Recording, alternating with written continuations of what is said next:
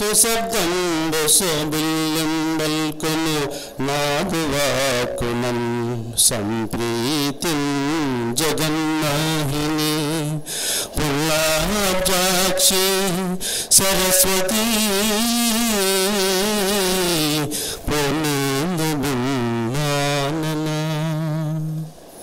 శ్రీ గురుభ్యో నమః. సభా సరస్వతి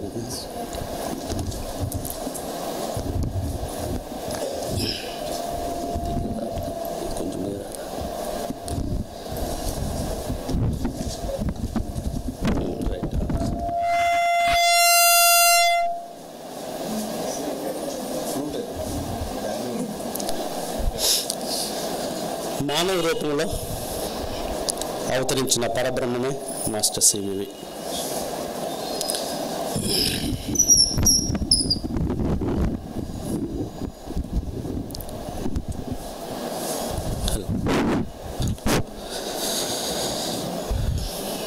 దీనికి ముందుగా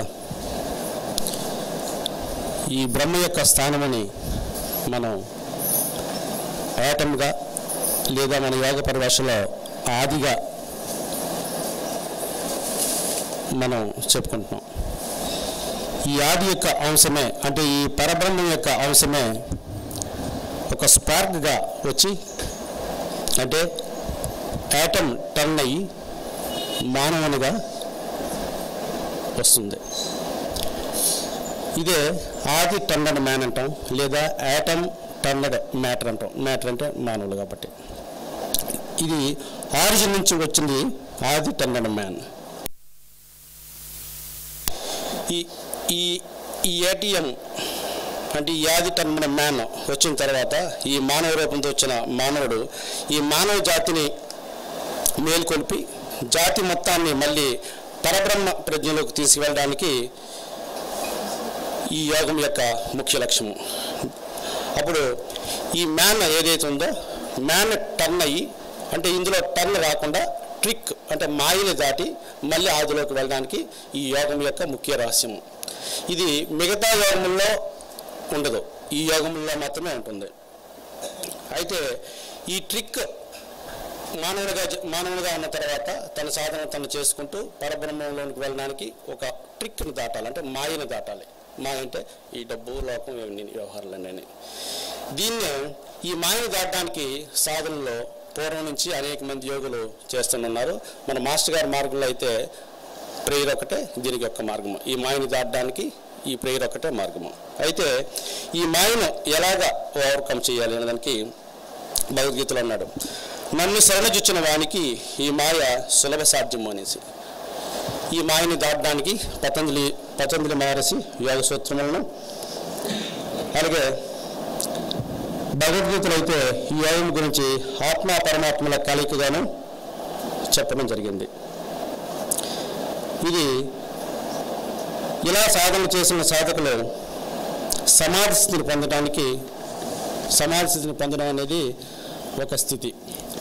అయితే పూర్వ యోగంలో సమాధి స్థితిని ఎలా పొందేవారంటే ధ్యానంలో కూర్చొని మూలాధారం నుంచి సహస్రారం వరకు ఈ వెన్నెముక ద్వారా ఉండిన షట్చక్రములను భేదించి మేల్కొలిపి చివరకు సమాధి స్థితి పొందడం. అక్కడితో ఆ సమాధి స్థితి ఎండ్ అయిపోతుంది అక్కడికి మా సాధారణంగా చేసే యోగుల్లో. అయితే మాస్టర్ గారు ఏం చేశారంటే దీనికి ఇదే పని చేస్తూ సమాధి స్థితిలో ఉండి కూడా మేల్కొని పరబ్రహ్మంలో ఉన్న దేవరాశములు కనుక్కొని అవి నోట్స్లుగా తయారు చేసి ఇంగ్లీష్ మంత్రములుగా ఇచ్చి ప్రజల్ని ఉద్దేశించి ఈ మంత్రాలని ఈ కోర్సుల్ని ఈ యోగ సాధనలో భాగంగా ఇచ్చారు. ఇవి దీని ప్రకారంగా ఆయన చేసే సాధనలు ఏంటంటే ఈ యోగ రహస్యాలను కనుక్కొని ఒక గ్రూప్ని ఏర్పరిచి ఆ గ్రూపులో ఈ యోగ రహస్యాలని ఈ మంత్రాలని 10 మందికి ఉపయోగపడేటట్టుగా ఆయన ఈ మంత్రాలన్నీ కూడా ఈ సమాజానికి అందజేశారు.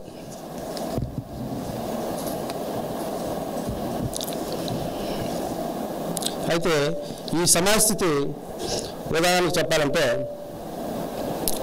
సీతాకోక చిలుక మనం తీసుకున్నట్టయితే సీతాకోకచిలుక గుడ్లు పెడుతుంది, అది గొంగళి పురుగుగా మారుతుంది. గొంగళి పురుగు అయిపోయిన తర్వాత దేహం విడిచి మళ్ళీ సీతాకోకచిలుకగా వస్తుంది. అలాగే సాధకుడు కూడా ఏం చేస్తారంటే అదే సమాజంలోకి వెళ్ళిపోయి మళ్ళీ రావడం అనేది స్థితి దీని నుంచే గ్రహించారు. అయితే పూర్వ యోగులందరూ కూడా సమాజంలోకి వెళ్ళిపోయి అక్కడితో లైఫ్ ఎండ్ అయిపోయింది. కానీ మాస్టర్ గారి మార్గం అలా కాకుండా ఆ సమాజ స్థితిలో ఉంటూ కూడా దేవరహస్యాలన్నీ కనుక్కొని మానవులకి అందజేసి ఈ యోగ రహస్యాలన్నీ కూడా మాస్టర్ గారు ఈ మాస్టర్ సివి యోగ మార్గం ద్వారా ఇచ్చారు. మన మిహిర సోదర బృందములందరికీ నమస్కృతులు, నమస్సుమాంజలి. మనం ఉదయం 6 గంటలకి మాస్టర్ సివి గారి ప్రేయర్ చేసి మళ్ళీ సాయంకాలం 6 గంటల వరకు ఆ వెలుగు అనేది మన మాస్టర్ రమణరావు గారి ద్వారా మరి అందరూ హృదయాలు ఆ వెలుగు ప్రసరిస్తుంటే ఇందాక అందరూ కాలుగా కూర్చుంటే మాస్టర్ గారు అందరిని ఒక్కసారి నవ్వించారు. అదే వెలుగు రూపంలో మన ఆత్మలో సివి గారు ఉన్నారు. ఇప్పుడు చేసిన 6 గంటలకు ప్రేయర్ రేపు ఉదయం 6 గంటల వరకు కూడా ఆ వెలుగు మనలో ప్రసారిస్తుంటుంది. సివి అంటే కాంతి పదము, పదం అంటే వెలుగు. ఆ వెలుగు రూపంలో మన సన్మార్గతను తయారు చేస్తుంది అన్నమాట. అయితే సివి గారి గురించి మాస్టర్ గారు ఎన్నోసార్లు మనకి క్లాస్లో చెప్తున్నారు. ఆయన గురించి అంత టైం కాకపోయి 4 ఇంపార్టెంట్ అంశాలు చెప్దాము. అది నేను ఇందాక ఆత్మమిత్రులు సోదరులు నారాయణ గారు ఈకే రూపంలో నేను వచ్చి ఇందాక మాస్టర్ నాగేశ్వరరావు సివి గారి గురించి వ్యాఖ్యలు మాట్లాడాలి అన్నారు. అంటే మనకి గురువులు ఈ ద్వారా మనల్ని చెప్పిస్తుంటారు అన్నమాట.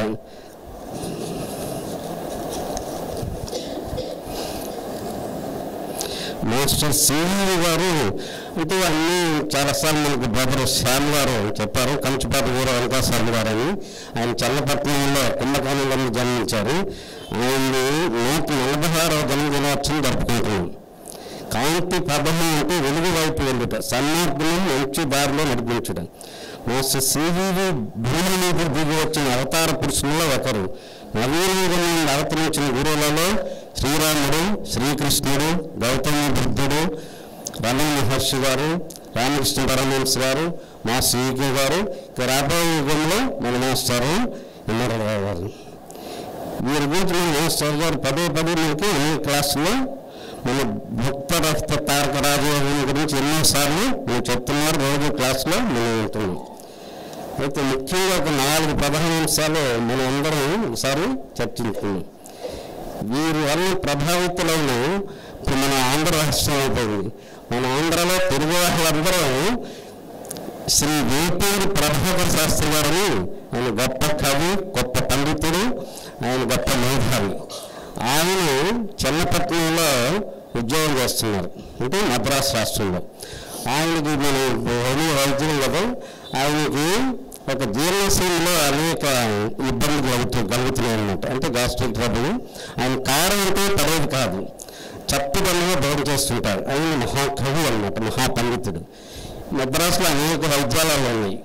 ఆయన ఎన్ని వైద్యాలకు వెళ్ళి తగ్గల.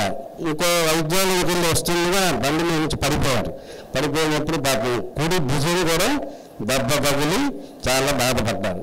ఎన్నో పెద్దలు సెంట్రల్ హాస్పిటల్, స్టాన్లీ హాస్పిటల్, ఎన్నో హాస్పిటల్ కానీ తగ్గల. ఎవరో మహానుభావులు మాస్టర్ గారు కూడా మద్రాసులో ఉద్యోగం చేసి ఉండేవాళ్ళప్పుడు అలాంటి మహానుభావులు ఎవరో, మీరు కుంభకోణం నుండి మాస్టర్ సివి గారు ఉన్నారు, వారిని వెళ్ళి కలవండి అని చెప్పారన్నమాట. సివి గారు అంత మహానుభావులు ఎలా కలవటం అంటే ఆ గురువు గారు అలా రప్పించారు. సరే అట్లా కుంభకోణం వెళ్ళి మాస్టర్ సివి గారిని దర్శనం చేసుకొని, ఏమైనా ఇలా వచ్చారు, ఏంటి మీకు ఏం కావాలన్నారు. మీరు పలానా బాధతో వచ్చారని వెంటనే గ్రహించి ప్రేయర్లో కూర్చోండి అన్నారు. నమస్కారం చేసి ప్రేయర్లో కూర్చున్నారు. చేసిన తర్వాత ఇంట్లో అమ్మగారికి, మీరు అతిథులు వచ్చారంటే ఆటోమేటిక్గా మన మాస్టర్ గారు ఇల్లు ఎట్లా ఉంటుంది, ఎప్పుడు నిత్య కళ్యాణం పచ్చతరంలాగా ఎప్పుడు సందడి జరుగుతూనే ఉంటుంది. అంటే ఎప్పుడు మనకి కళ్యాణం జరుగుతుంది. అట్లా మాస్టర్ సివి గారి ఇంట్లో అలా జరుగుతుంటే భోజనం వడ్డించారట. అతిథులు వచ్చారు కదని ఆ భోజనంలో మనకు ప్రియమైన దోశ ఆవకాయి, ఆయనకు అసలే కారం పడుతుంది, చప్పుకొని తింటాడు, జీర్ణాశయంలో మంట ఆవకాయి. ఆంధ్రాలో ఫస్ట్ భోజనం వడ్డించేటప్పుడు సీకే గారు ఉన్నప్పుడు భోజనంలో కొబ్బరి కారం అంటారు, అది నల్ల కారం కూరలు, అది ముందు వడ్డించి ఆ భోజనం కారంతో తిని తర్వాత మన హోమియోలో కూడా హోమియో మెడిసిన్కి కారానికి క్యాప్స్ కానీ అయితే ఆ కారంతో వడ్డించి శుభ్రంగా భోంచేశారు. ఇంటి ఇంత కారం పెడుతున్నారు అంటే నేను చాలా భయపడిపోయారన్నమాట. ఏం పర్వాలేదు అంతా కొద్దిగా ఆవకాయ కూడా వేసి వడ్డించి మిగతా కాయగూరలన్నీ ఉప్పు కారం పడనాయని శుభ్రంగా భోంచేసి ఇక నిద్రపోవాలన్నారట. నా పేరు తలుచుకోను. ఆయనకి ఎప్పుడూ తెలియనటువంటి నిద్ర వడలు మరిచి నిద్రపోయి తెల్లారు లేచినప్పుడు బాడీ అంత తేలిగ్గా ఉండి ఈ కడుపులో మంటంత తగ్గిపోయి ఈ చెయ్యి ఎత్తేది పడిపోయి డిస్లోకేషన్ అయిందనమాట.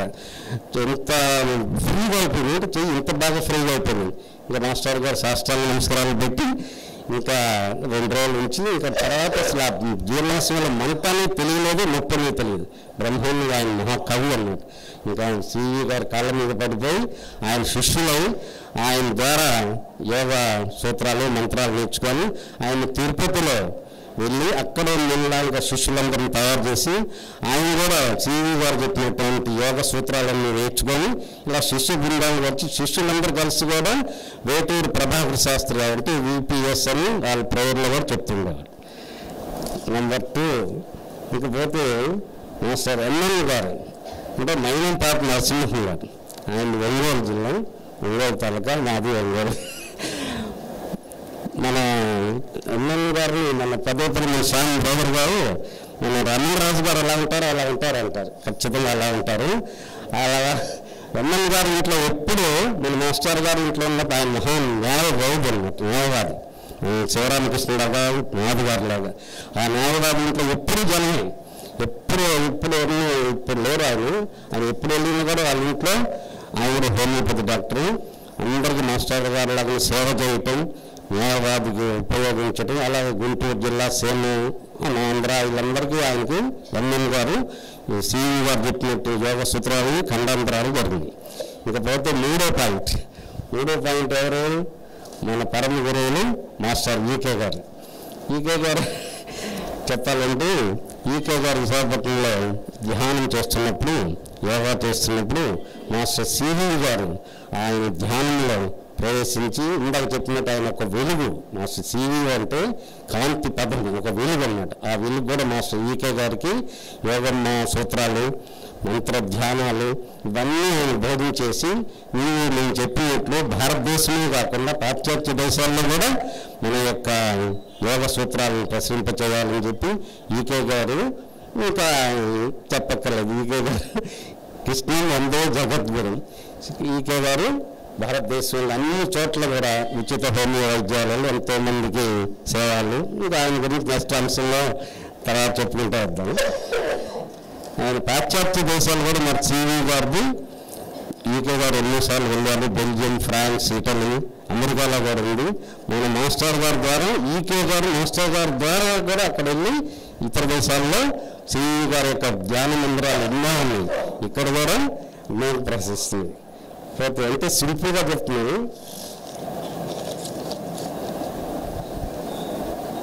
అయితే ఇంకొకటి చాలా ఇంపార్టెంట్ ఘట్టం, మాస్టర్ సివి గారు 1922 మే 12 భౌతిక దేహం విడిచారు. ఇక్కడ మంచి మనకి చాలా ఆశ్చర్యం ఇస్తుంది. ఆ భౌతిక దేహం ఇచ్చే ముందు స్థితి పేరుస్తారు, ఇది చేస్తారు కదా, దహనం చేస్తారు, అన్ని ఏర్పాట్లన్నీ చేస్తున్నారట. చేసే ముందు ఆయన భౌతిక దేహం విడిచే ముందు శిష్యులందరికీ ఏం చెప్పారంటే, నా దేహం భౌతిక దేహం గురించి మీరు ఎవరు బాధపడక్కర్లేదు, నా ఆత్మ దీనించే మీ అందరికీ అన్ని సౌకర్యాలు అన్ని వసతులు ఏర్పరుస్తాను, మీరేం కంగారు పడక్కర్లేదు అంటే దహన కాండ ఏర్పాట్లన్నీ చేస్తున్నారు అన్నమాట. చేసే ముందు ఆల్ ఆఫ్ సడన్గా చీకటి కమ్మి మేఘాలన్నీ వచ్చి చీకటి మేమైపోయి మహా ఉద్ధృతమైన ప్రళయంలాగా ఒక వర్షం వచ్చేసింది అన్నమాట. అక్కడ కావేరి నది ఒడ్డుని ఉండి పెట్టారు. ఆ నది ఉప్పొంగిపోయి మాస్టర్ సివి గారి బాడీని అలా కావేరి నదిలో ప్రవహించుకుపోయి మరుసటి చీకటి తగ్గిపోయి వెలుగు వచ్చేసింది. మాస్టర్ సివి గారి వెలుగు వచ్చేసినందుకు మళ్ళీ కావేరి నది మామూలు అధ ప్రకారంగా ప్రవహిస్తుంది. అలాంటి కాంతి పదం మాస్టర్ సివి గారు మనం భౌతికంగా లేకపోయినా మనందరి హృదయాల్లో మాస్టర్ ఎంఆర్ఆర్ గారి దగ్గర మనం చూస్తున్నాం. ఈరోజు కూడా మనం సివి గారిని కలిసి మనం చూడలేదు, అయినా మాస్టర్ గారి ద్వారా మన హృదయాల్లో ఇప్పుడు ఉన్నారు. రేపు ఉదయం 6 గంటల వరకు ఉంటారు. ఇంకా మనం సివి గారు ప్రేయర్ చేస్తున్నప్పుడు మనకి ఎటువంటి బాధలైనా కూడా మనకి దగ్గర జరిగినవి. అయితే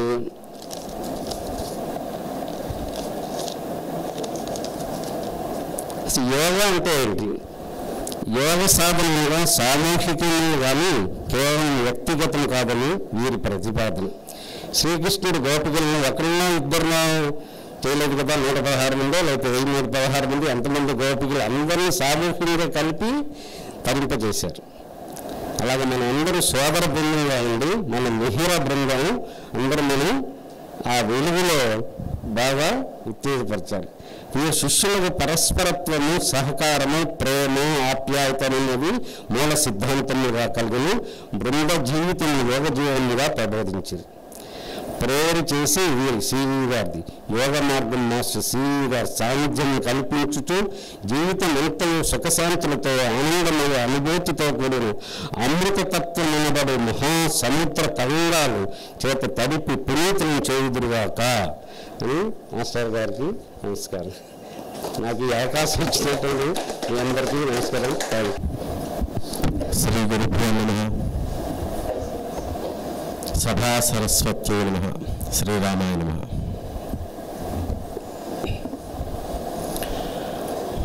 దైవాధీనం జగత్సర్వం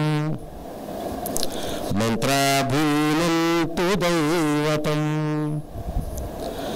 తన్మంత్రం బ్రాహ్మణాధీనం బ్రాహ్మణం మమ దేవత. సకల చరాచర సృష్టి ప్రపంచం యావత్తు కూడా భగవంతుని యొక్క అధీనంలో ఉంటుందిట. ఆ భగవంతుడు పరమ పవిత్రమైనటువంటి బీజాక్షర సమన్వితమైనటువంటి మంత్రం యొక్క అధీనంలో ఉంటాడట. అంటే మంత్రాన్ని సాధిస్తే భగవంతుని సాధించగలం. ఆ మంత్రాలు బ్రాహ్మణుల యొక్క అధీనంలో ఉంటాయట. అందుకని బ్రాహ్మణ మమ దేవత. ఆ బ్రాహ్మణ శబ్దానికి మాస్టర్ గారు కొన్ని వందల వేల సార్లు మనకు అర్థాన్ని చెప్పారు. బ్రాహ్మణస్య ముఖమాసి బాహురాజన్య కృత అని చెప్తున్నప్పుడు పురుష సూక్తంలో బ్రాహ్మణుడు అంటే ఏడు సత్కర్మలను ఆచరించేటువంటి వాడు, లోక కళ్యాణాన్ని ఆశించేటువంటి వాడు, నిరంతరము ఆత్మజ్ఞానాన్ని బ్రహ్మజ్ఞానాన్ని తాను అనుభవించి ఇతరులకు బోధించేటువంటి వాడు బ్రాహ్మణుడు తప్ప పుట్టుకతో బైకాస్ట్ వచ్చేటువంటి వాడు కాదు అని చెప్పారు. అటువంటి బ్రాహ్మణులు ఎప్పుడెప్పుడు వస్తూ ఉంటారు అంటే దైవం మానుష రూపేణ వస్తాడు అని చెప్పి మనకి శాస్త్రాలు పురాణములు ఘోషిస్తున్నాయి. అటువంటి ఒక మనకు తెలిసినటువంటి మత్స్యకూర్మ వరాహాది దశావతారముల వరకు మనకి పురాణంలో తెలుసు. తర్వాత కలియుగంలో కల్కి అని అన్నారు. కానీ గుర్రం మీద ఎక్కి కత్తి పట్టుకుని రావటం అనేటువంటిది ఏదో ఎప్పుడు జరుగుతుందో ఎలా జరుగుతుందో మనకు తెలియదు. సంబల అనేటువంటి గ్రామము, కలాప అనేటువంటి రహస్యములు బోర్డు ఉన్నాయి. అది వాటి గురించి స్పృశించేటువంటి అర్హత నాకైతే లేదు. అందులో పరమగురు వాళ్ళ పక్కన కూర్చొని కూడా అవి చెప్పడానికి అవకాశం లేదు. ఒకటి మాత్రం చెప్పగలం, శంఖచక్ర గద పద్మాలతో దిగడం. భగవంతుడు అనేటువంటి వాడు మానవ రూపంలోనే వస్తాడు. అనేక రకములైనటువంటి అవతారముల్లో దత్తాత్రేయుడిగా, షిర్డీ సాయిగా, నృసింహస్వామిగా అనేక రకములైనటువంటి చరిత్రలు మనకి చారిత్రాత్మకంగా ఎన్నో దివ్యమైనటువంటి సంఘటనలు మనం పురాణంలో చదువుకోవచ్చు. మన వరకు మనకు తెలిసినంత వరకు భూమి మీద ఈ మధ్య చరించి మనలో ఒక రకమైనటువంటి చైతన్యాన్ని ప్రచోదనం చేయటం అనేటువంటిది చేసినటువంటి మహాత్ముడి గురించి చెప్పుకుంటే ఈ భక్తరహిత తారక రాజయోగ మార్గం అనేటువంటి ఒక మార్గం కొత్తది కాదు. అది సనాతనమైనటువంటి ధర్మాన్ని ప్రతిష్ఠించి ఆ మార్గములకు మనకు నామధేయం ఇచ్చి తన నామమునే మంత్రాక్షములుగా ఇచ్చినటువంటి మాస్టర్ సివివి అనేటువంటి ఒక వెలుగు గురించి మనం చెప్పుకోవాలి. ఆయన కుంభకోణంలో పుట్టారని, ఎందుకంటే మనం ప్రతి సంవత్సరం మాస్టర్ సివి గారి పుట్టినరోజు వేడుకల్లో మహాత్ములు అందరూ వారి చరిత్ర గురించి చెప్పారు. భౌతికమైనటువంటి చరిత్ర ఎలా ఉన్నా మార్గం అనేటువంటిది తీసుకుంటే అతని యొక్క అనుయాయులు, శిష్యులు, మీడియమ్స్ వారు ప్రపంచంలో దేశాల్లో ఏ రకమైనటువంటి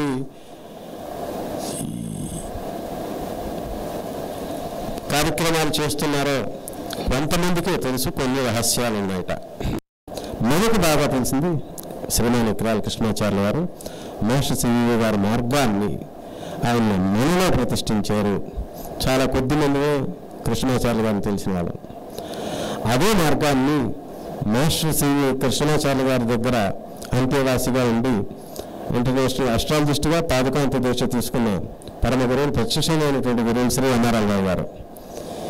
ఏమిటి మనకు తెలిసింది ఇంతవరకు వీడు చేసినటువంటిది అంటే,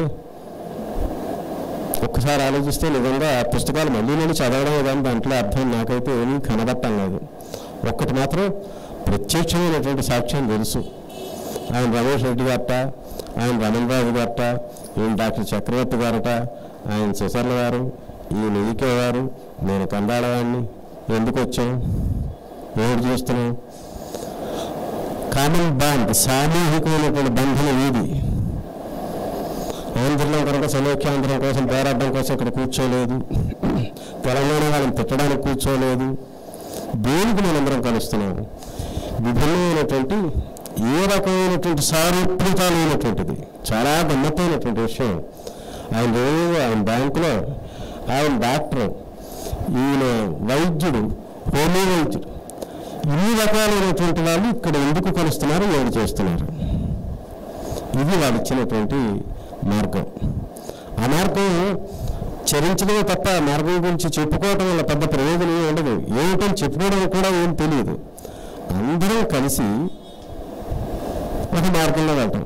ఏమిటా మార్గం అంటే మీరంతా చేస్తున్నదే ఉచితంగా వైద్యం చేయటం, హోమియో వైద్యం, దేవుని నమ్మటం, దైవ కార్యక్రమాలు, పూజలు, పురస్కారాలు అన్నీ చేయటం, మానవతావాదం అంటే సాటి మనిషికి సహాయం చేయటం. ఈ 300 సుమారు కుటుంబాలు నాకు తెలిసిన 15 సంవత్సరాల నుంచి, అంత ముందు నుంచి మహేష్ గారు ఆరంభించినప్పటికీ కూడా మరి మనం చేసుకునేటువంటి కార్యక్రమాల్లో ఒకరికి ఒంట్లో బాగాలేదంటే 20 మంది హాస్పిటల్ దగ్గర ఉంటున్నాం. ఒకరికి ఏదైనా మంచి సహాయం చేయాలనుకుంటే 10 మంది ముందుకు వస్తున్నాం. ఒకరి ఇంట్లో పెళ్ళంటే 150 మంది మనందరం వెళ్తున్నాం. ఎవరు వీళ్ళంతా ఇదే వాళ్ళు కోరుకున్నది, మానవత్వం అనేటువంటిది కోరుకున్నారు. అంతకు మనకు మహాత్ములు చాలామంది వచ్చినా, చాలామంది చాలా పెద్ద ఆశ్రమాలు కట్టినా వాళ్ళు ఇచ్చినటువంటి విజ్ఞానం ఎలా ఉండేదంటే అది చాలా కఠినంగా నియమాలతో, నిష్టలతో కూడుకుని సామాన్య మనలాంటి వాళ్ళకి అందేటువంటి మార్గంగా అనిపించి ఉండేది కదా. ఆశ్రమ ధర్మములు అనేటువంటి కొన్ని ఉండడం, నియమాలు, నిష్టలు, నిమ్మకాయలు, బోళ్ళన్నీ ఉంటూ ఉండేవి. అలా కాకుండా జీవితాన్ని ప్రేమించు, సాటి మనిషిని ప్రేమించు, నలుగురు కలిసి హాయిగా, సుఖంగా, సంతోషంగా ఉండండి అని చెప్పడం అనేటువంటిది అంతవరకే నాకు అర్థమైనటువంటిది. అందరం కలిసి హాయిగా ఉందాం, మనందరం సంతోషంగా ఉండాలి. మనం అనుకుంటే వాళ్ళ నుంచి నన్ను అడ్డే మగాడు ఎవడు లేడు, మన చేతుల్లోనే ఉంది సుఖంగా ఉండడం, సంతోషంగా ఉండడం అనేటువంటిది ఈ మార్గంలో ఉండేటువంటి ఒక కొత్త ఒక వెలుగు. ఇది నేర్చుకుని తీరాలి, ఇది చేసి తీరాలి. ఈ ఆశ్రమంలో కట్టుబాట్లు అలాంటివి చాలా చోట్ల ఉంటాయి, సత్సంగాలు బోల్డ్ ఉన్నాయి. అలాంటి చోట్ల ఉండేటువంటి నియమాలు, నిమ్మకాలు మనకేమీ లేవు. లేకుండా మనందరం ఇక్కడికి వచ్చి ఏదో సమావేశమై 4 మంచి కబుర్లు చెప్పడం కాకుండా 4 మంచి పనులు చేయటం అనేటువంటిది కూడా మనం చేస్తున్నాం. మాస్టర్ గారికి వెలుగు ఎంతవరకు ప్రసారిస్తుందో, ఎందుకు ప్రసరిస్తుంది, ఎందుకు ఇక్కడికి వస్తున్నాం, ఏమిటి ఆ కామన్ బాండ్ అంటే ఆ మార్గమే, వారిచ్చినటువంటిదే. అయితే నాకు ఇన్నిసార్లు వచ్చి ఇన్నిసార్లు చెప్పిందే చెప్పి ఏమైనా ప్రయోజనం ఉంటుందా అంటే చెప్పుకోవడం ఎందుకని. ఒక ఇనుప మొక్క మీద అయస్కాంతం రుద్దగా ఆ ఇనుప మొక్కకు అయస్కాంతత్వం అంటుతుంది అనేటువంటిది భౌతికంగా మనకు ఫిజిక్స్లో తెలిసినటువంటి సత్యం కనుక ఈ మంచి వాక్యం అనేటువంటి పలుసార్లు చెప్పుకోవాల్సినటువంటి ఆవశ్యకత ఎంతైనా ఉంది. నిజానికి ఒక్క యథార్థం మాత్రం మనం అది నిష్ఠూరమైనటువంటి సత్యమే అయినప్పటికీ సత్యం కనుక అంగీకరించక తప్పదు. ఏంటంటే పుట్టుకతోనే ఒక రకమైనటువంటి ఒక గుణం వస్తుంది. అనగా ఒక గులాబీ పువ్వు మళ్ళీ ఉండేటువంటి ఒక వృక్షాన్ని చూస్తే, గులాబీ పువ్వుని చూస్తే, చెట్టుని చూస్తే ఈకే ఉప్పల్ గారు వచ్చే అన్నారు, అబ్బా భగవంతుడు ఎంత దయామయుడు, ముళ్ళ చెట్టు కూడా ఒక మంచి పుష్పాన్ని ఇచ్చాడు, సువాసన భరితమైనటువంటి అందమైనది అని ఆయన అన్నారు. నేను వచ్చి భగవంతుడు ఎంత దుర్మార్గుడు, ఒక అందమైన పుష్పానికి కమ్మని ముళ్ళు ఇచ్చాడు, ఎంత దయారహితుడు అని నేనన్నా. అక్కడ ఉన్న వస్తువు ఒకటే, ఆయన చూసినటువంటి దృక్పథం వేరు, నేను చూసినటువంటి దృక్పథం వేరు. ఏది రైటు? రెండూ రైటే. రెండూ రైట్ అయితే ఎలా అవుతుంది? ఏది రైటో ఎందుకు అలాంటి ఆలోచన వచ్చింది? చూసినటువంటి సన్నివేశాలు కానీ, జరిగినటువంటి చూస్తున్న ప్రపంచాలు కానీ, జరుగుతున్న సన్నివేశాలు కానీ మనం తీసుకునేటువంటి దృక్పథం ఎవరు చెప్పారు, ఎవరు నిర్దేశించారు? అలాగా అది పుట్టుకతో వస్తుంది. 84 12 వేదములు చదివినా, వేదాంగముల కంఠస్థ పెట్టినా, మరి షట్చక్రముల గురించి, వాటి ప్రసారముల గురించి చెప్పినా, ఎంత విజ్ఞానం చెప్పినా, ఎన్ని నేర్చినా కూడా వాటికంటూ ఒకటి పుట్టుకతో ఒక గోడము వస్తుంది. అసూయ కానీ, కోపము కానీ, మోహము కానీ, మాత్సర్యము కానీ ఏదైనా కావచ్చు, అది మాత్రం పోవటం అనేటువంటిది చాలా కష్టమైనటువంటి విషయం. అంటే వాడు చూసేటువంటి దృక్పథాన్ని మాత్రం మనం మార్చలేకపోతే ఈ ప్రయత్నం అంతా ఎందుకు అంటే వినగా చెప్పగా చూడగా కాకుండా అవి కొంతవరకు పనిచేస్తూ ఉండగా ఆ వసుధైక కుటుంబంలాగా అందరం కలిసి ఒక సత్కర్మ ఆచరణ అనేటువంటిది ఆరంభించడం మొదలు పెడుతూ ఉంటే, చూస్తుంటే మళ్ళా మనకి వేణుగోపాల్ గారికి నాకంటే ఎందుకో ఇష్టం, బ్యాంక్ అప్పారావు గారికి నేనంటే ఇష్టం, మరి నాగేశ్వరరావుకి నేను ఏకంగా ఈకే గారిలోగా కనబడతా ఉంటా, మరి మా ప్రభాకరం గారికి మరోలా కనబడతాను. ఇలాగా ఒక తెలియనటువంటి ఆత్మీయతాభావం, అనుబంధం ఎందువల్ల వస్తుందంటే మైక్ మంచి కూర్చొని కబుర్లు చెప్పడం వల్ల కాదు, పనులు చేయడం, ఆ పనుల్లో మనం కలిసి ఉండటం వల్ల. ఎంత అద్భుతమైనటువంటి చిన్న ఉదాహరణ, భద్రాచల యాత్ర మనలో చాలా 180 మంది వచ్చినట్టున్నారు. ఎంత హాయిగా, ఎంత సరదాగా జరిగిందో. ఈ పరమంగా చెప్పేటువంటిది ఏంటంటే జీవితంలో జరిగేటువంటి సన్నివేశాలను చాలా వాటిని చాలా కదా మొత్తం 100 కూడా, కానీ వాళ్ళు చెప్పారు కానీ మనం కొంతవరకైనా ప్రయత్నం చేద్దాం. అవేంటి బరువుగా, బాధగా, దుఃఖంగా భావించడం మానేసి ఇది భగవంతుడు లీలగా, క్రీడగా మనం కనుక అనుకోగలిగితే ఒక రకమైనటువంటి తేలిక భావం వస్తుంది మనస్సుకి. ఇక్కడ కొట్టేసి వస్తున్నట్ట గుంటూరులో, అయితే హైదరాబాద్ ఇస్తారో కూడా మనకు తెలియదు. అక్కడ రోడ్డు తగలు పెడుతున్నారు, ఇక్కడ వీళ్ళేగా అన్నారు. ఈనాడు ఉంది, ఛానల్స్ ఉన్నాయి. మనకేం కొంతమంది అయిపోయేది, అయిపోదు కదా, ఏదో అవుతుంది. అయితే నిర్లిప్తంగా వేదాంతంలో విడిపోవడం అనే జీవితం కాదు. అన్యాయం జరుగుతుంటే తెగులుతో కాపాడుట అనేటువంటిది ఒక సూత్రముగా ఉంది. కానీ అన్ని చోట్ల పనికిరాదు. అది అనువు కాని చోట అధికులమనరాదు. మన శక్తి మేరకు మన కల్లోదుట జరిగిపోతూ ఉంటా అన్యాయాన్ని మనకు ఎంతవరకు శక్తి ఉందో అంతవరకు ఆపడానికి ప్రయత్నం చేయటం అనేటువంటిది తప్పకుండా ఉంది. కానీ మిగిలిన విషయంలో ఒక చోట అక్కడ అంటాడు, నేను ఎవరంటాడు వాడు, నాగార్జున వాడు గుర్తులేదు, ఉగాండాలో 3 మంది చచ్చిపోయి నీకు తెలుసా అంటాడు వాడు. నాకు తెలియదు అంటే, నాకు నువ్వాడో నాకెందులో తెలియడం అన్నాడు. ఉగాండాలో 3 మంది చచ్చిపోయి స్పందనలో లేదు కదా, మరి నువ్వాడో నాకు ఎలా తెలుస్తుంది? నాకు అక్కర్లేదు. ఒకడి గురించి ఒకరికి తెలియనప్పుడు, తెలుసుకోవాల్సినటువంటి అవసరం లేనప్పుడు ఏమిటి ఇబ్బంది? అంచేత అలాంటి విషయాలు మనకు అక్కర్లేదు. నువ్వేమీ చేయలేనప్పుడు వాటిని పట్టించుకోకూడదు. నువ్వు చేయగలిగిన ఏమైనా ఉందా అన్నది ఒక్కటే ఒక ప్రశ్న. అది ఏమైనా ఉంటే అది చేయడానికి ఏమైనా సంకల్పించి చేయటం లేనప్పుడు వదిలే. అంతేకాని దాని గురించి లబ్జులు పడ్డం అనేటువంటిది పోవాలి. అది మనం చేయగలగాలి. రెండో మాస్టర్ గారు ఈకే గారు మీ అందరూ విన్నారు కదా, నారద భక్తి సూత్రాల్లో నా ద్వేషి మనం ఆరంభించవలసింది ఎక్కడ ఆరంభించాలో చెప్తున్నాను. నా ద్వేషి, ద్వేషం అనేటువంటిది ముందు పోగొట్టుకోవడానికి ప్రయత్నం చేద్దాం. అలా ఆయన దుర్మార్గుట్ట, ఇల్లు వీడి దొంగట, అలా వాడు అబద్ధాలు ఆడతాట, వీడంత మోసం చేసేట అయితే వదిలి క్షమించు, చిన్న నవ్వు వదిలి వాళ్ళని భగవంతుని చూడమన్నారు. భగవంతుడు లేడు అని ఆర్గ్యుమెంట్ చేసేటువంటి నాస్తికులు కూడా వాళ్ళు కూడా వాడే ఉన్నాడని నువ్వు ఎందుకు అనుకోవు. అది మాస్టర్ ఈకే గారు ఇచ్చినటువంటి స్పీచెస్లో నేను తీసుకునేటువంటిది. దాంట్లో భగవంతుని ఉన్నాడు నువ్వు ఎందుకు అనుకోవటం లేదు. ఒక ఆయన రోజు అక్కడ భోజనం పెట్టకుండా అతనికి భోజనం చేయడం అనేటువంటిది ఇష్టం ఉండదు. అదొక వ్రతం.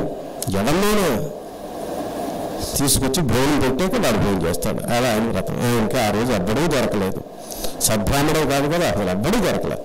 అలా 1 గంట అయిపోయింది, 2 అయిపోయింది. ఎండలో అలా నిలబడ్డాడు, ఎవడో వెళ్తున్నాడు. తూర్తు కొంచెం బదులుగడ్డంలాడు, ఏ 15 రోజులు 20 రోజులు అయింది, స్నానం చేసి చింకి బట్టలతో చాలా ఇబ్బందికరంగా ఉన్నాడు, అసహ్యంగా ఉన్నాడు. వాడిని బాబు దొరికాడు, ఎవడో ఒకటి దొరికాడు. బాబు రావాయా నువ్వు, నీకు భోజనం పెడతాను, నాకు వ్రతం ఉంది, నాకు అక్కర్లేదు, అలా కాదు కూర్చో అంటే, సరే అయితే కూర్చుంటాను. నువ్వు ఏడుస్తున్నావు కనుక వచ్చానన్నాడు. స్నానం చేస్తావా బాబు, చిచ్చి అలాంటివి తీసి వాడు అది పెట్టి నేను అలాంటివి వెళ్ళాను. పోనీ కాళ్ళలోనే కడుపు, మరి అలాంటి నీళ్ళు పెడితే నేనేం భోజనం చేయనున్నాడు. అంటే కూర్చోబెట్టాడు, వాడికే వడ్డిస్తున్నాడు. వాడు చాలా అసహ్యంగా తింటున్నాడు. ఆ తినడంలో కూడా ఒక పూజ్య భావంతో కాళ్ళ కొద్దిగా తినకుండా మనం చూడండి, ఆ మనిషి మనసులో ఏమైపోతుందో అది ఎలా తెలిసి ఆదిత్యగాడు ఇప్పుడు తెలిసిపోతాడో లేదో అని గొప్ప అద్భుతాన్ని కనుగొండా ఎన్నోను కిషోర్ గారుగా బయటపడిపోతాడా అని అటుపక్కే మనస్సు ఉంటుందో అన్నో లాగాల్సి ఉంటుంది. లేకపోతే తర్వాత భార్య ఏమైపోతుందో తెలియదు. ఉదయం ఏదో నిశ్చయంత పసుపు దగ్గర వెళ్ళాడు, భార్య మన వరకు రాలేదని అత్తగారు చెబుతుంటుంది. ఆవిడ ఏం చెప్పినా సీరియల్ టైం ఇస్తేనే చెబుతుంది. కొత్త వాళ్ళని బాధపడ్డారనుకోండి అంటే 6 గంటలు వెళ్ళి రాత్రి 10 గంటలకు వస్తాడని అర్థం అనమాట. ఇలా కాకుండా అది ఉన్నది భగవద్దత్తమైనటువంటి ప్రసాదంగా కళ్ళకద్దుకుని తినడం అనేటువంటి ఆచారంగా ఉన్నటువంటి వాడికి భోజనం పెడితే వాడు చాలా అనాచారంగా తిడుతుంటే వీడికి కళ్ళకి నీళ్ళు వచ్చి లోపలికి వెళ్ళి భగవంతుడి విగ్రహం దగ్గర నిలబడి, భగవంతుడా ఏమిటో ఎలాంటి వాడిని పంపించావు, నాకు ఇంత అన్నం ఇచ్చావు, పక్కవాడికి ఇంత అన్నం పెట్టి తినాలని నువ్వే చెప్పావు, భగవద్గీతను నేను రుద్దేశాను, అవకాశం పెట్టాను, సాటి మనిషికి అన్నం పెడదామని నేను అనుకుంటూ ఉంటే అంటే అప్పుడు భగవంతుడు చెబుతాట, ఒరే ఈ పూటగా నీ ఇంటి వాడు భోజనంకి వచ్చావు, నువ్వు పిలిస్తే మీరు ఇన్నాళ్ళు ఎవరిగా భోజనం పెట్టారు, నిన్న రాత్రి నేనే కదా పెట్టాను, నాకు లేని అసహ్యం నీకెందుకు, నేనేమో నన్ను అసహించుకున్నానా, అసహించుకున్నాడు ఫుడ్ ఉండకూడదు కదా, నాకు లేని అసహ్యం నీకెందుకు. అంచేత వాడు తాగుబోతైనా, వాడు తిరిగిపోతైనా, వాడు దొంగ అయినా వాడిని చూసి జాలి పడ్డాయి తప్ప వాడిని ద్వేషించడం అనేటువంటిది తప్పు. ఉన్న ద్వేషి అని నారద భక్తి సూత్రాల్లో మాస్టర్ ఎకరాల కృష్ణాచార్య గారు చెప్పారు. మాస్టర్ ఈకే గారి స్పీచెస్లో ఈ సీడీల్లో డివిడీల్లో అనేక అద్భుతమైనటువంటి ఎన్నో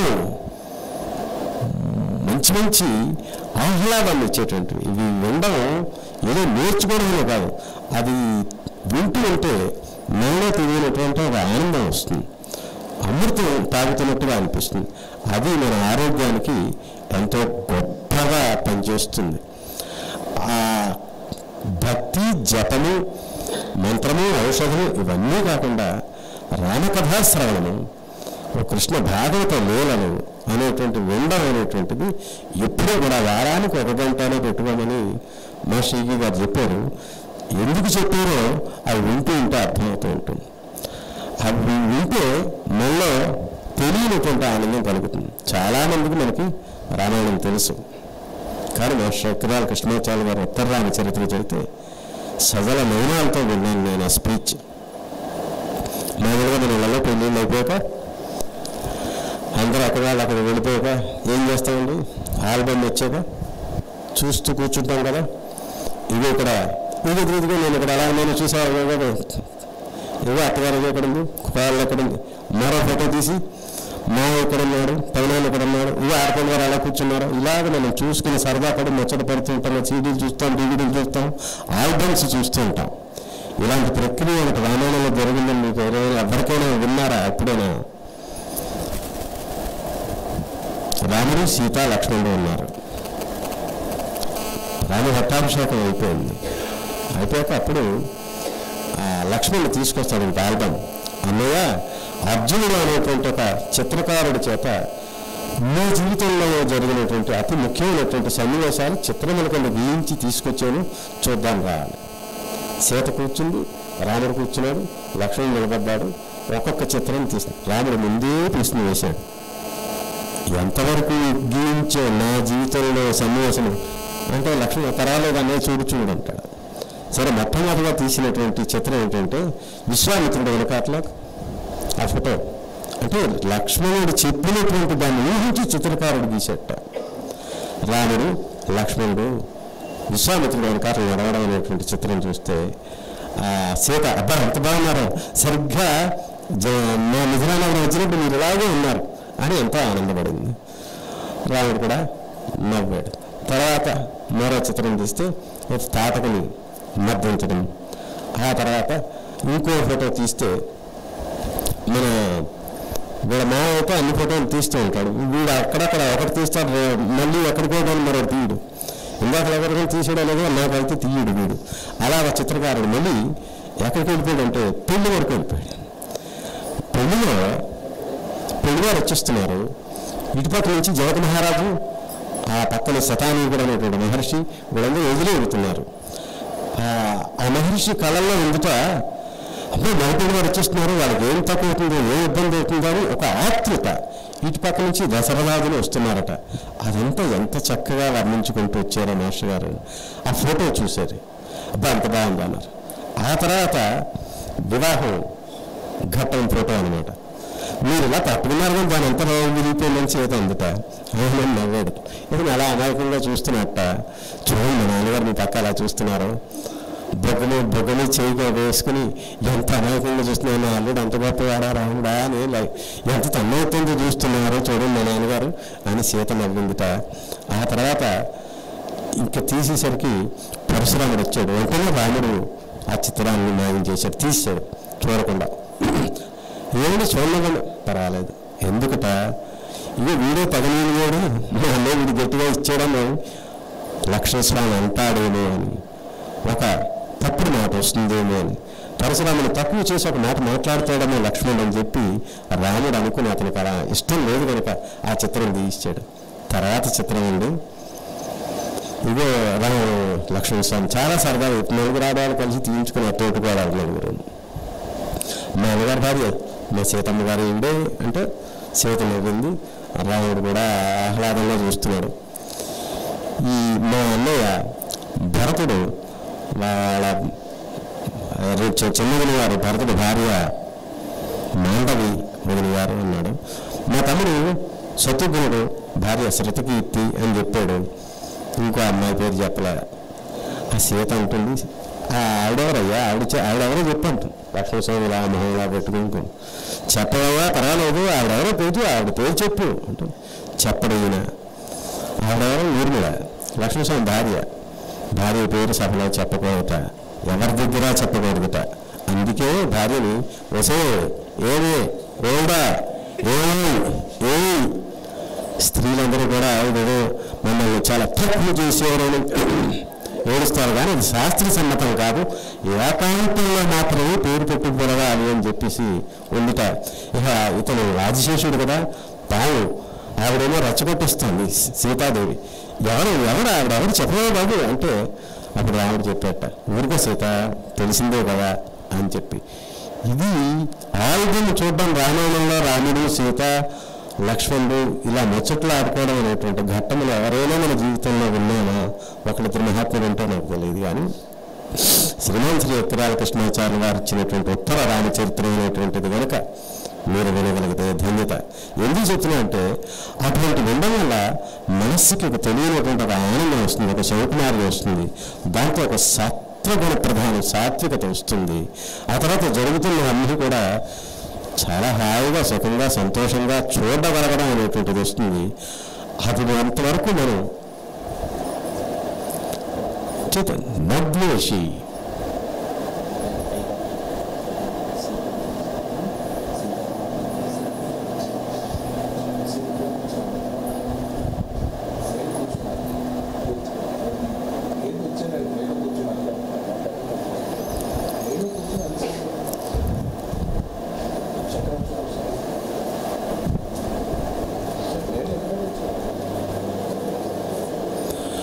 అటువంటి గ్రంథములు వినుట చదువుట వల్ల మనసుకి తెలియనటువంటి ఆనందం కలగటం వల్ల అనేక రకములైనటువంటి సత్వగుణములు మనలో ప్రచోదనం చెందుతాయి.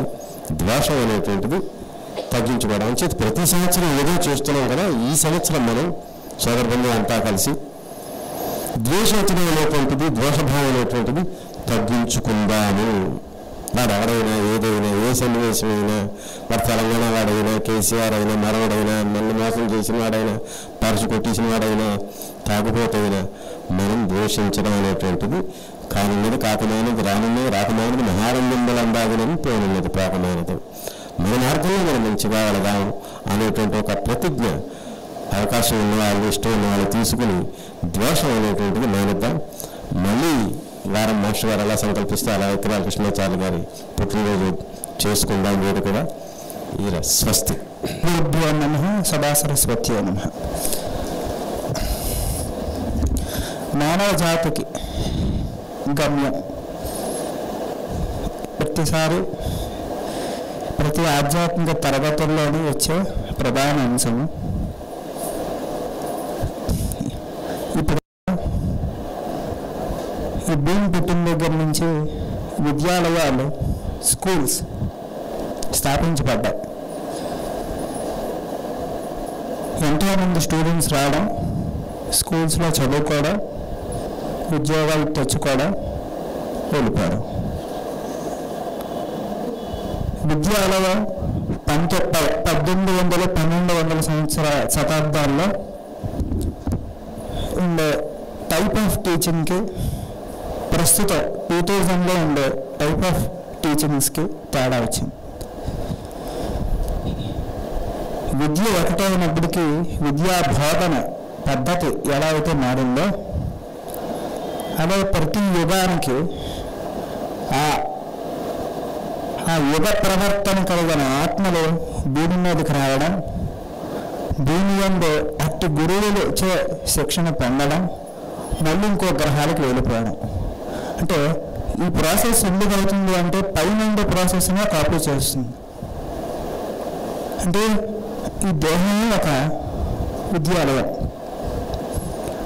ఏ కాలంలో ఒక్కొక్క కాలంలో దేహానికి ఒక్కొక్క రకమైన శక్తి ఆపాదించబడుతుంది.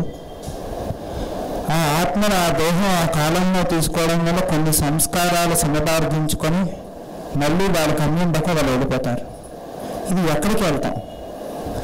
ఏంటి వచ్చిన జన్మ ఏంటి? ఎన్ని జన్మలు ఎత్తాలి, ఎన్ని జన్మలు స్కూల్స్ చదవాలి, ఎన్ని జన్మలు పెళ్ళిళ్ళు చేసుకొని పిల్లల్ని కొంటూ బాధలు పడుతూ ఏంటి ఈ ప్రయాణం? ఎక్కడికి, ఎప్పుడు స్టార్ట్ అయింది, ఎక్కడికి వెళ్తున్నాం అనే ప్రశ్న ఒక్కసారి మళ్ళీ మనం వేసుకుంటే ఆధ్యాత్మికత అనే దానికి బేస్ అనేది స్టార్ట్ అవుతుంది. మన భూమి కాక ఎన్ని గ్రహగోళాలు, ఎన్ని సూర్యమండలాలు ఈ అంతరిక్షం ఉందో ఒకసారి పరిశీలిస్తే అనంతం. అందులో మిల్కీ వే గ్యాలక్సీలో ఒక సోలార్ సిస్టంలో ఒక అర్త్లో ఒక కార్నర్కి ప్రస్తుత కాలంలో జీవించే అవకాశాన్ని మనకు కల్పించడం వల్ల మనం గుహలో ఇక్కడ కూర్చున్నాం. కానీ లేకపోతే మన పరిస్థితి ఏమిటి? మాస్టర్ చెప్తూ ఉంటారు, భూమి మీద ఎన్ని దేహాలు అయితే ఉన్నాయో వాటికి 10 రెట్లు ఆత్మల దేహాల గురించి వెయిట్ చేస్తూ ఉంటాయి. అంటే శిక్షణ పొందాలి, ఆధ్యాత్మిక శిక్షణ పొందాలి, మనస్సు వికాసం చెందాలి, ఆ లోకానికి మనం వెళ్ళాలి, మన గమ్యాన్ని మనం చేరాలి అంటే విద్యాలయం ఒక్కటే ఆధారం. ఆ విద్యాలయమే దేహం. ఈ దేహమైన విద్యాలయంలో మనం ఎట్టి విధమైన శిక్షణ పొందుతున్నాం. పుట్టిన దగ్గర నుంచి ఇప్పటి వరకు దీన్ని ఎంత సద్వినియోగపరుచుకున్నామని మన అడ్డం ముందు వాళ్ళు మనతో మనం ప్రశ్నించుకుంటే మనకే సమాధానం తెలుస్తుంది.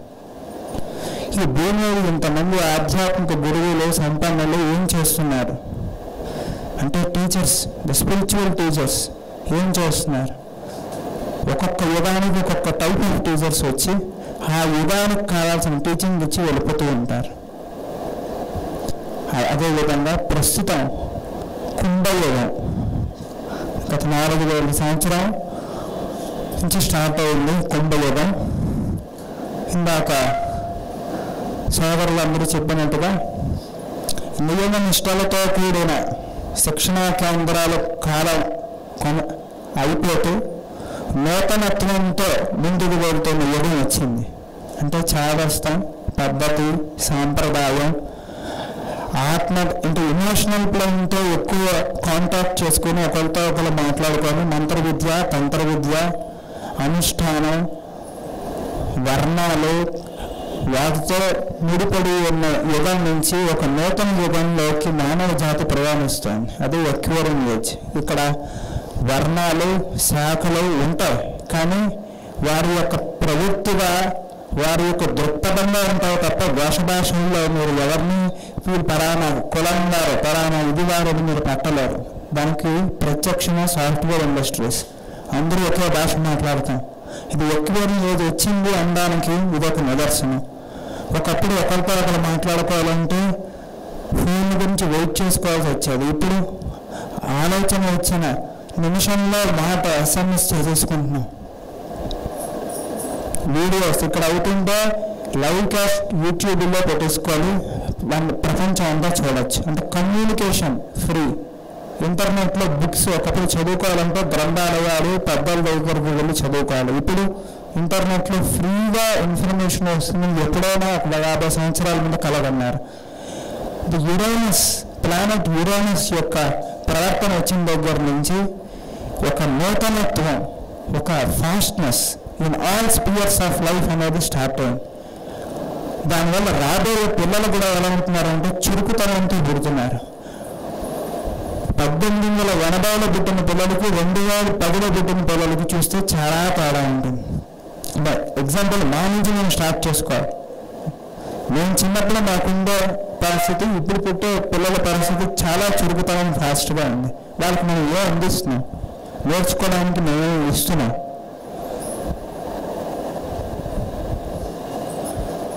ఈ ఎక్వైరింగ్ ఏజ్కి కావాల్సిన ప్రగతికి, మానవ బాట గమ్యానికి కావాల్సిన అవతారమే మాస్టర్ CVV. 1910లో హేలీస్ కామెట్, ఇది మీకు తెలిసిందే. మరి ఒకసారి దీన్ని నెమరు తీసుకోవడం వల్ల ఏంటంటే అట్టి సాన్నిధ్యంలోకి వెళ్తున్నాం. ప్రతిరోజు పూజ ఎందుకు చేయాలి, ప్రతిరోజు స్నానం ఎందుకు చేయాలి అంటే శుభ్రత పరుచుకోవడానికి అదొక కర్తవ్యంగా దినచర్య ఎలా చేస్తున్నాను. ప్రతిరోజు ఆగస్టు 4, 11వ తారీఖులు ఎందుకు కూర్చున్నామంటే అట్టి సాన్నిధ్యాన్ని మళ్ళీ మనం అనుభవించడానికి, రీఛార్జ్ చేసుకోవడానికి, వాళ్ళ యొక్క ప్రజెన్స్ని రీకాల్ చేసుకోవడానికి, మాస్టర్ యొక్క ప్రజెన్స్ని మనతో మళ్ళీ రీచ్ అంటే బ్రిడ్జ్, మనకి మాస్టర్కి బ్రిడ్జ్ మళ్ళీ వేసుకోవడానికి ఇది ఒక రిచువల్గా మనం చేసుకునే మీటింగే తప్ప ఇంకేవీ కాదు. ప్రస్తుతం మనం మాట్లాడచ్చు, ఒక 50 ఏళ్ళ తర్వాత కూడా మీటింగ్ అవ్వచ్చు. ఇప్పుడు ప్రస్తుతం ఉంటున్న పిల్లల్లో ఇదే టాపిక్ గురించి మాట్లాడచ్చు. మాట్లాడే మనిషి కాకుండా మాట్లాడే మాట శాశ్వతంగా నిలుస్తుంది. ఈ ఎక్వేరియం 1910లో హేలీస్ కామెట్ ద్వారా పరమ గురువులు ఇతర సోలార్ సిస్టమ్ నుంచి ఈ భూమిని అభివృద్ధి చెందాలి, దీని ఇందులో జీవులు మ్యాటర్లో అంటే ద్రవ్యంలో ఉండిపోతున్నారు, వారికి ఆత్మతత్వాన్ని వికసింపచేయాలని ఇతర సూర్య గ్రహాల నుండి ఆధ్యాత్మిక సంపన్నులు హేలీస్ కామెట్ ద్వారా వస్తూ ఉంటారు. అంటే భౌతికంగా ప్రతి యాక్షన్కి వెనకాతని సింబాలిక్గా ఒక స్పిరిచువల్ రీజన్ ఉంటుంది, లేకపోతే అది సృష్టిలో గొడవదు. అది మానవుడు చేసే మాట నుంచి, నైజం నుంచి, మనం చేసే కథలకు నుంచి, భౌతిక దేహంలో మనం చేస్తున్న ప్రతి కథలకి ఆధ్యాత్మికమైన రీజన్ ఒకటి ఉంటుంది, లేకపోతే మనం ఇప్పుడు ఇలా కూర్చొని దేహంలో మాట్లాడడం అనేది జరగదు.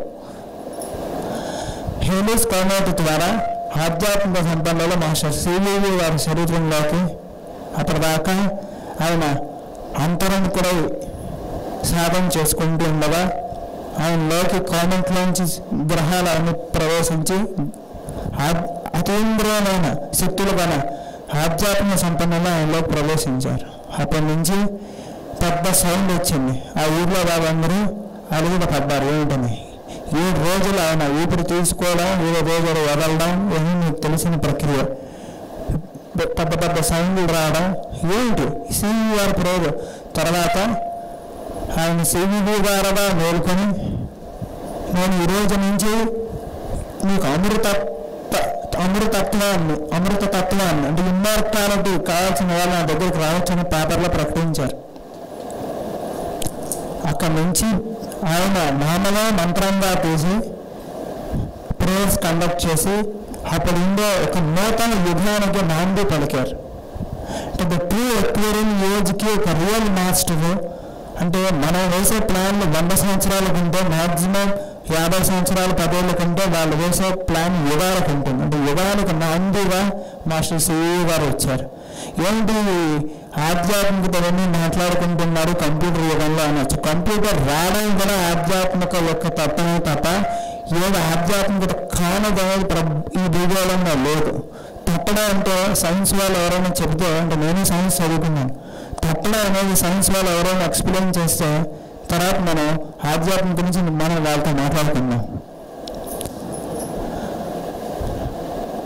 ఆయన నామనే తత్వంగా ఇచ్చి అమృత తత్వాన్ని అంటే చాలు అంటే ప్రజ్ఞ ద్రవ్యంలోకి వెళ్ళిపోకుండా ఆత్మతత్వాన్ని పొందడానికి కావాల్సిన యోగాన్ని ఫస్ట్ టైం ఆయన ప్రబోధన చేశారు.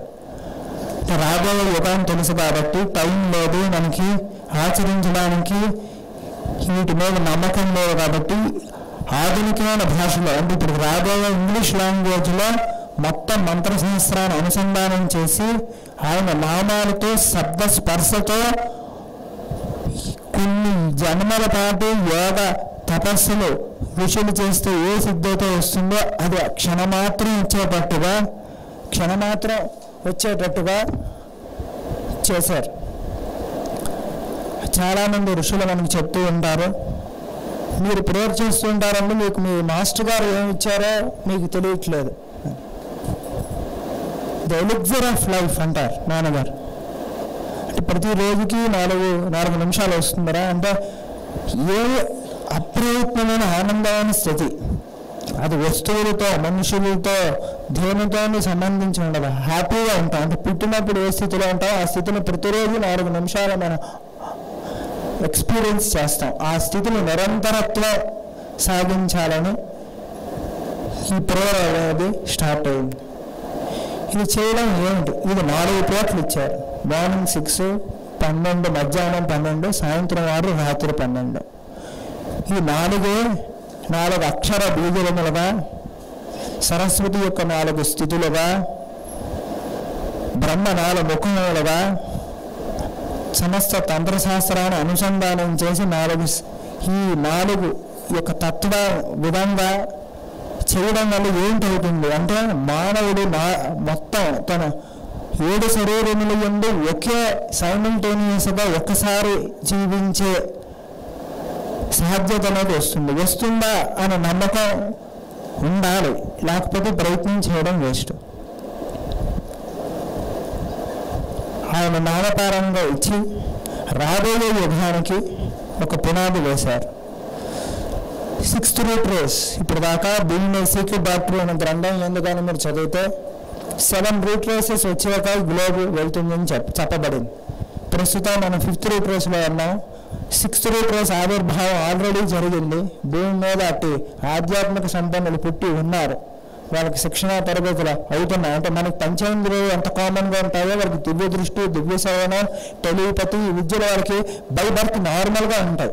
అంటే వాళ్ళకి కొంతమంది మన పిల్లలు దేవతలు కనిపిస్తున్నారు, పలానా రంగులు కనిపిస్తున్నారు, పలానా మాస్టర్స్ కనిపిస్తున్నారు అంటే మనం చెత్త భ్రాంతిని తుడిచేయడానికి లేదు. మనకు కనిపించకపోతే అది సత్యం కావాలి, అది సత్యం ఉండాలని రూల్ లేదు. అదే బ్లావెట్స్కి కథలో జరిగింది. ఆవిడ పడిపోతుంటే కింద మాస్టర్స్ వచ్చి పట్టుకున్నారు, పలానా అలా కనిపిస్తున్నారు అంటే ఇట్స్ ఫూలిష్నెస్ అని చెప్పి ఆ ఏజ్ వాళ్ళందరూ అన్నారు. తర్వాత ఆవిడ ప్రూవ్ చేసింది మాస్టర్స్ అనేవాళ్ళు ఉన్నారు, ఇన్విజిబుల్ బీయింగ్స్ ఉన్నారు, గాడ్ అనేవాడు ఎగ్జిస్ట్ అవుతున్నాడు అనేది సైంటిఫిక్గా థియాలజీ ప్రస్తుతం యుగం కావాల్సిన తత్వంతో అనుసంధానం చేసి సమస్త ఆధ్యాత్మిక రహస్యాలు అనుసంధానం చేస్తూ సీక్రెట్ డాటర్ అని గ్రంథం 100 సంవత్సరాల క్రితం ఇచ్చింది. రాబోయే యుగాలు ఎలా ఉంటారు అటువంటి గ్రంథాలను అనుసంధానం చేస్తూ ఏం చెప్తాడంటే జీవుడు భగవంతుడు నిరంతరం ఉంటూ ఉంటాడు, అదే ఆ భగవంతుడే జీవుడుగా భగవంతుడి ముందు మేలుకొనిటియే ఈ ప్రయాణము, అదే గమ్యము, అదే మన జీవన ప్రయాణము.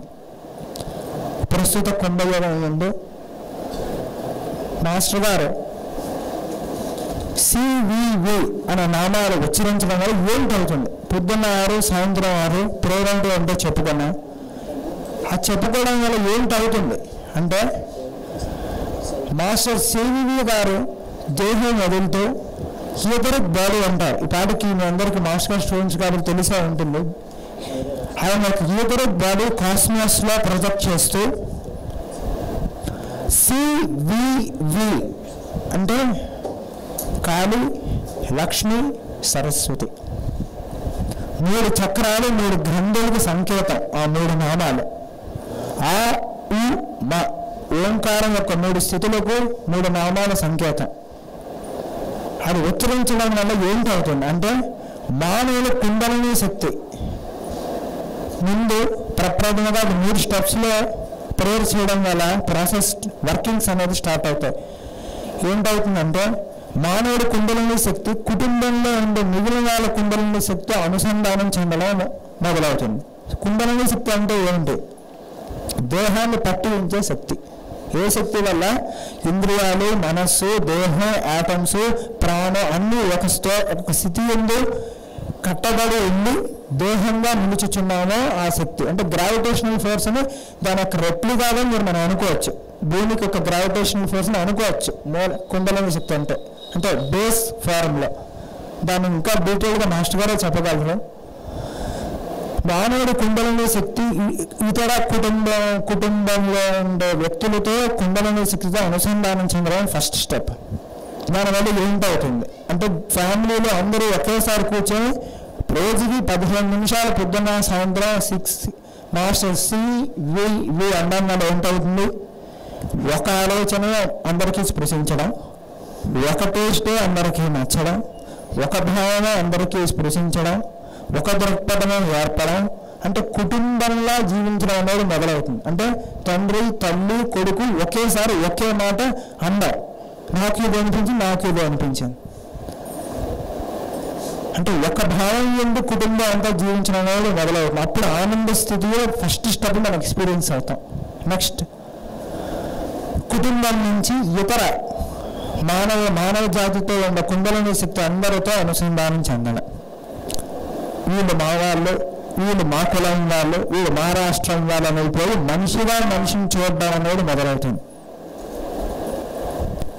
వాడికి నాకు ఆకలి వస్తుంటే వాడికి ఆకలి వస్తుంది, నాకు నిద్ర వచ్చినట్టుగా వాడికి వస్తుంది.